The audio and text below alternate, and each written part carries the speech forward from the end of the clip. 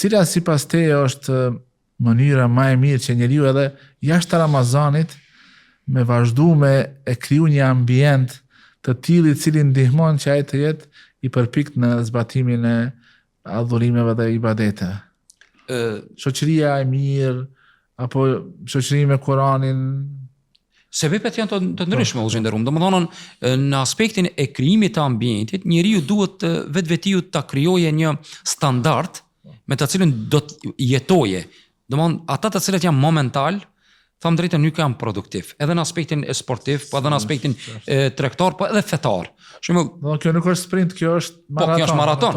Që thënë pleshit kjo udhëgjatë, që thënë. Domethënë në pikat e të cilat duhet besimtari ta mendoje, është vazhdimisht duhet mos ta mendoje vetëm atë problematikën e shembull vetëm u konon musliman sezonal, u kon musliman në xhami, jo jashtë xhamisë. Po ajo shka ndikon, e para që po thënë ti, është shoqëria e mirë, që ka thënë Muhamedi sallallahu alaihi wasallam, njeriu është në fenë e shokut vet. Andaj le ta shikoj secili prej jush kanë merr për shok.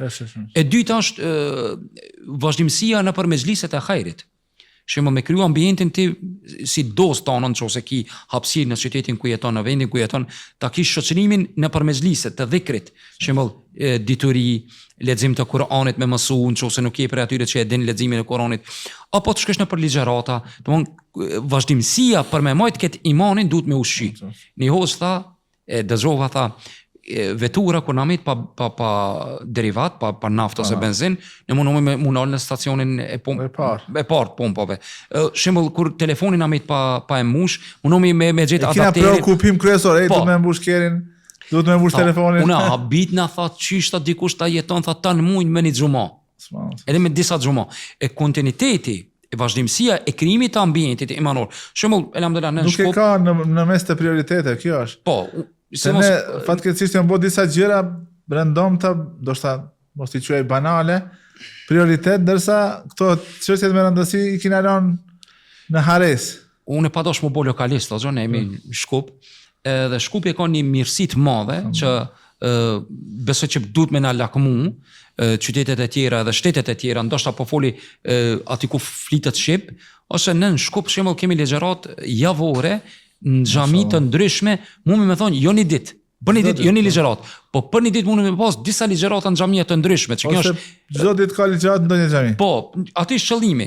Për shembull, ai i cili e ka dëshirën një hoç, mënyrën e ligjërimit, metodologjisë dhe shumë rreth, e ka hapësirën e krijimi ambientit. Shembull ti ta bësh me vetveten tone, e unë të hanën kam shku te filan hoxha. Shembull jam i lirë të hanën. E ta shtish në programin. Unë do të shoqërona me filan shoqërinë, shembull koleg të shkollës dhe shumë rreth, shembull do ta pini kafe dhe do ta trajtojmë një temë aktuale, shembull çështjes fetare, shembull Ramazani, agjerimi i 60 ditë shevalit, me trajtu këtë temë. Mendoj që mënyra për me vazhdu me kriju ambientin është shoqëria e mirë, prezenca nëpër mezhliset e hajrit të hoxhallarëve dhe 3 mendoj leximi i materialeve islame. Shembull për fat keq që ne sot jemi bë njerëz të cilët jetojmë me doza të përkohshme. Edhe të leximit, shembull. Ne sot edhe podcastet për fat keqin nuk dëgjohen shumë ose nuk shikohen shumë, nuk është qëllimi te kritika, po dëshirë kanë ato sekuencat e shkurta. Bile mu kon 60 sekunda nuk e dëgjon. E ka 25-30 sekunda. E kjo nuk guxon muslimanit ta kese pjesë përbërëse. Jo, unë du me sos një libër. Bile unë shpesher vëllezërit musliman praktikant, ju thon fal cilën libër e ke lexuar ti prim fillim deri në fund. E ke lexuar për shembull Nektarin e vulosur të xhenetit me jetën tonë? E ke lexuar Nektarin Riyadus Salihinin jetën tonë apo 40 hadithet e Imam Nevit? A ke lexuar ndonjë libër bazat edhe esenca e fesë mbi besimin? Shembull, shakil edhe negacionet besimit islam.